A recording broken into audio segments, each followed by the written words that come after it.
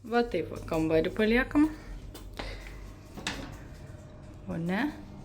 Ir čia visada vanduo bėga. Mantas. Čia kaip ir viskas tuščia. Ir ten buvo lagaminas. Viskas. Keliaujam? Taip. Alio, kelionė! Mes oro uoste. Ką tik va tenai pridavėm bagažus, pastovėjom pusvalanduką eilėje. Bagažai svėrė po 17 kg abiejų. Galėjom vežtis 30, bet grįžtant atgal po 20 ar 23 kažkas tokio, tai dėl to stengiamės nepersikraust, bet dar ir mamai atidavėm didelį, tokį gerą maišą. Tai tikiuosi, jai užteks svorio, o jai turėtų užtekti. Pas mus viskas tvarkoj. Tai dabar prisidavėm lagaminus ir keliausim į patį oro uostą. Vis dar, kaip matot, iš mūsų veidų, iš mano veido, negėrėm kavos. Turim daug laiko, nes čekinas buvo 3 valandos iki skrydžio. Valandą iki skrydžio pradeda laipinti ir uždaro registraciją. Tai dėl to čia viskas taip iš anksto. Tai va, mes gerokai anksti, dabar yra po 7:15 maždaug, skrydis 9:05. Tai turim daug gražaus laiko, eisim į oro uostą, ieškoti kavos, pusryčių ir tiesiog čilinti. Išėjom į lauką dar pakimarinti.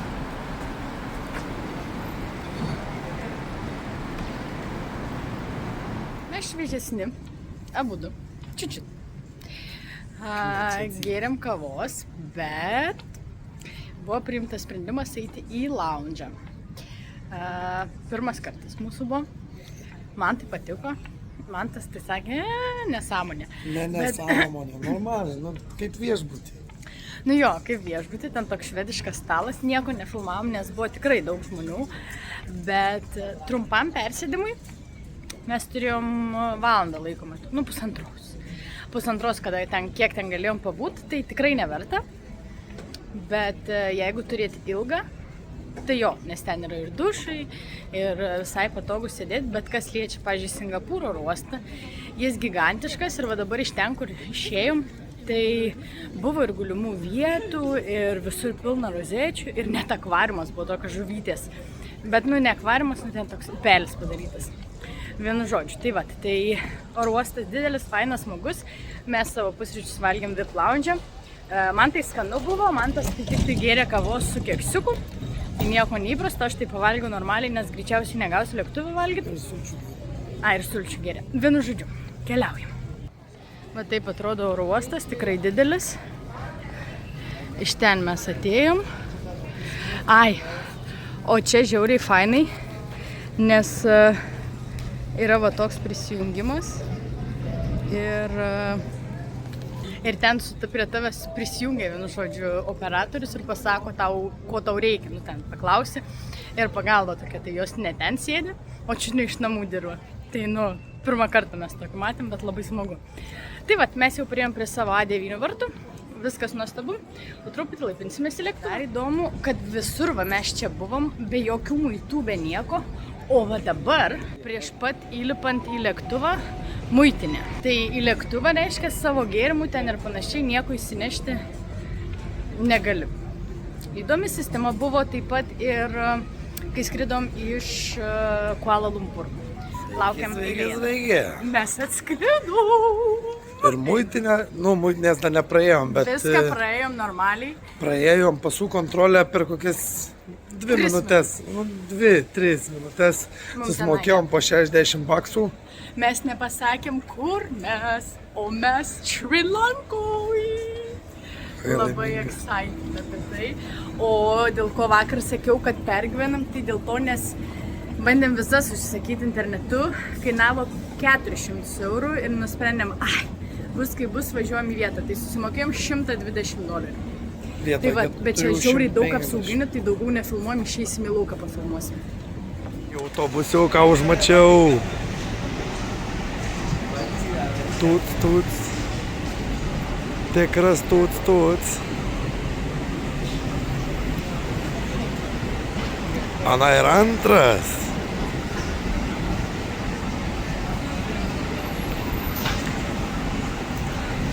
Kokie geruliai.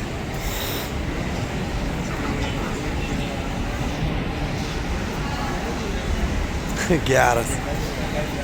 Na va, mes išėjom iš oro uosto, laukiam savo vairuotojo, vėluoja pasimus, bet nieko, kol kas ramiai laukiam. Ir šilta, fainai, labai triukšminga, kol kas, nežinau, parduotuviai tokios va, puškutės, bet yra ir normalesnių mašinų. Tai va, buvom parduotuviai, nusipirkom litrą vandens ir Red Bullio sumokėjom 4 eurus. Tai kol kas nelabai suprantame apie kainas, nes išsikeitėm $100, gavom 30 000 jų pinigų. Bet sumokėjom 1400. Nu tai... Bet čia nes oro uostas. Nežinau, nes bandelė paprasta. Va, prieš tai nutrukau, o atėjo mus pasiimti mūsų vairuotojas. Biški problema, nes nelabai gerai kalba angliškai, bet tikiuosi, kad mes jį pramušim ir pavyks viską išsiaiškinti, arba reiks rašyti organizatoriam, kad biški kažkas ne taip, bet tikiuosi viskas gerai, čia nesiskundžiama, tiesiog pirmi įspūdžiai. Kol kas viskas kaip ir smagu, gerai. Va taip, keliaujam, mano mantas. Čia įėjimas į oro uostą, oro uostas tikrai mažytis, daugiau mašinų ir triukšmų. Mes geriam kokosą. Mes Šri Lankoj vykdom jūsų nurodymus. Kokosas vietoj.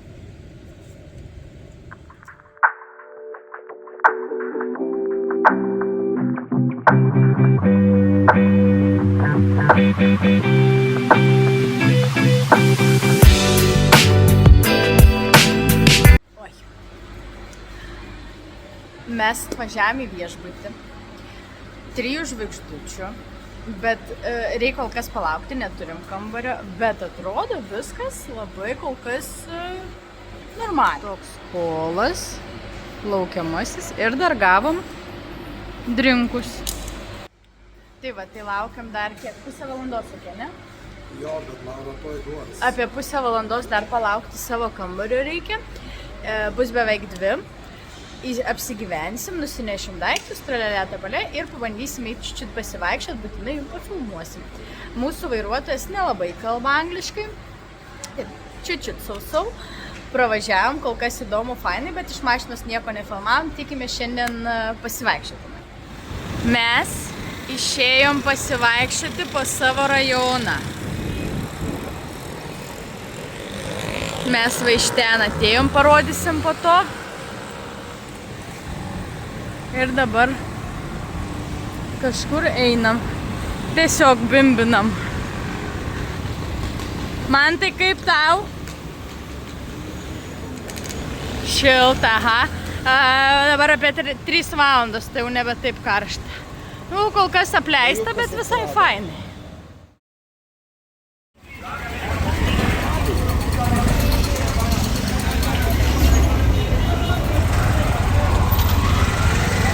Varo ir varo. Ir čia taip jau kokia 4 gatvė.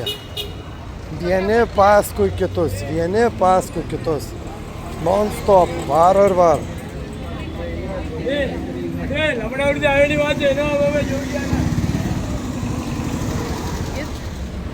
Čia ale food courtas, kaip valgykla.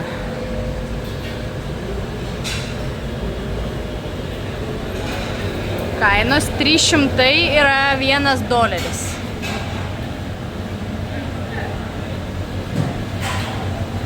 Mes pasiėmėm va šitą va.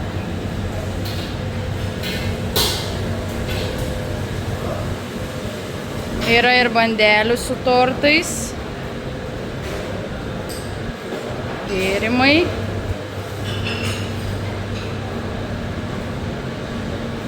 Va tas va sakė yra karis, bet mes neėmėm. Ir va ten dar vienas aukštas, bet ten lygiai tas pats. Ir va taip vadinasi. Colombo Food Court. Na va, mes pasivaikščiom, nusipirkom maisto ir parodysim kelią iki mūsų kambario. Va čia išėjom iš lifto, pasukom į dešinę ir einam, kol dar Jovalo didelio kambarį nėra. Nu taip, mes jau išsikraustom rytoj. Labai žemai rankos, atsistok prie rankinos. Žemiau negu Manto klubai. Šit aukščiau keliais. Mūsų kambarys 332. Ir taip atrodo mūsų kambarys. Po kairę vonia su tualetu. Ir čia va didelis kambarys. Tikrai didelis, erdvės daug. Sena viskas, nelabai švaru, nu, ta prasme, ne 10 iš 10, bet viskas labai nieko. O, čia aš. Su kaitė raudoni, Mantas irgi ten toks pat. O dabar valgysim maistą, kurį atsinešim. Taip, pirkom kolą, šiaip ne taip. Kažkokį pyragėlį vegetarišką, Mantas čia prieš veidrodį grožisi savim. Tokį va pyragėlį su daržovėm. Ir ryžių cielą dėžę. Čia koks puskilis. Sako, čia vienam žmogui. Ar jums sako, gal 2 porcijas padaryti? Sakau, ne, mums užteks vienos. Bet sako, čia vienam žmogui. Sakau, ne, it's enough. Ir užvarė šitom. Grafkim. Aš nežinau, kaip jas vadinu. Skopkim. Maišelyje atsidarom. Du ananasus įdėjo vis tiek. Jo, 2 ananasai ant viršaus ir belė kiek ryžių kvepia. Nu, man tai skaniai kvepia. Tai ir turi skaniai kvepėti. Man tas tai slaguoja. Tai va, eik tu mėsą. Viskas, mes valgom, jeigu jūs valgot, jums irgi skanaus. Ir dar susitiksim pas mus pietų. Pasiėmė gidas, ten vaisai kaip tik. Ir mes atvažiavom į vaisių turgų, teoriškai turėtų būti ir kažkokių ten suvenyrų ar panašiai. Pasistatė mašiną ir, aikštelė. Žiūrėkit, va čia dėžės. Op, meta, op, pagavo. Ten ant stogo. Kraunasi. Konteineriais viską veža. Mūsų gidas priekį ir Mantas. Tinklais riša. Nu, vėl žodžiu, papuolėm biškiai vietinį tokį, kur keista. Pasiėmėm ir vairuotoją dėl saugumo, dėl kalbų ir visko kito. Tai dabar einam žiūrėti, galbūt kažką nusipirksim, bet greičiau tik tai apžiūrėsim, nes mums nėra reikalo vežtis vaisių, kadangi keliausim pirmys. Mes atvažiavom į Kolombo, taip ir nebuvom pasakę, kur mes, į Kolombo centrą ir turbūt pagrindinį dalyką, tai yra Lotos Tower. Tai va, tai einam, žiūrėsim, kasgi čia yra, mus paleido ir mes turime neribotą laiką, tai sau ramiai apeisim, viską pažiūrėsim, gal aplink dar čia kažkur dar pasivaikščiosim. Internete žiūrėjom bilietų kainas, tai buvo 500 rupijų, lygtais taip vadinasi jų valiuta, tai yra beveik $2. Skamba labai nebrangiai, bet einam išsiaiškinti, ar tikrai tiek viskas kainuoja. Ir labai didelę eilę turim, bet eilė į patikrą matau. Va eilė. Fūra. Laukiam eiliai. Štai mes ir namuose. Paskutinį kadrą filmavau, kad ale einam į bokštą, bet nenuėjom, nes internete pažiūrėjom, kaip, man atrodo, sakiau, kad bilietai 2 eurai, ten tralelė tapale. Atėjom į bokštą, 2 eurai vietiniam ir $20 ne vietiniam už vieną bilietą. Sakėm velniam, už $20 tikrai nekilsim. Tai pasivaikščiojom aplinkui, bet viskas tamsu, tai nebuvo kur rodyti. Ir po to šiaip netaip suradom parduotuvę dirbančią, nupėdinom iki jos. Tai parduotuvėje mes nusipirkom pieno labai fainuose pakeliuose, parodyk. Tuoj. Va tokiuose po 200 ml, labai jokingas su šiaudeliu, toks pienas. Aš nusipirkau savo kakavos ir dar būtinai parodysiu, kol būsim čia. Jie turi buteliukus, fantos ten ir visko kito, po 200 ml. Nu tokia cute. Wow. Tai pasiėmėm vandens, ledų ir pieną iš principo ir daugiau nieko nepirkom. Jo, dar turgui, kai vaikščiom, tai pasiėmiau mangustinų 0,5 kilogramo ir dar kažką mes nusipirkom. Bet, keksiukai tai geruliai. Žiūrėkit, kaip supakuoju juos. Tiesiog į popierinį maišelį iš paprasto popieriaus padaro. Kaip anksčiau siemkas pardavinėdavo. Tiesiog, juokinga. Ir vairuotojas mūsų jo neturėjo telefono laikiklio mašinai, tai mes nusprendėm, kad yra nesaugu ir negerai, tai padovanojom jam, sumokėjom cielus 2 eurus. Bet jis buvo maloniai nustebęs ir jį iš karto panaudojo. Tai vat, diena ilga, labai ilga, prasidėjo anksti ryte, nuo oro uosto ir visko kito. Kolombas, kokį įspūdį paliko Kolombas? Nežinau, žmonių daug, mašinų daug, viskas kitaip, čiut primena Balį, čiut primena Tailandą, tai kol kas dar tokios be galutinės nuomonės, bet vieno vakaro, vienos dienos, turbūt per akis. Nežinau, ką čia dar galima žiūrėti. Dėl to mes rytoj keliaujam toliau. Tai va, šiandien tiek. Ačiū labai, kad žiūrėjote. Nepamirškite followint kanalą, spausti like ir susitiksime rytoj. Ate!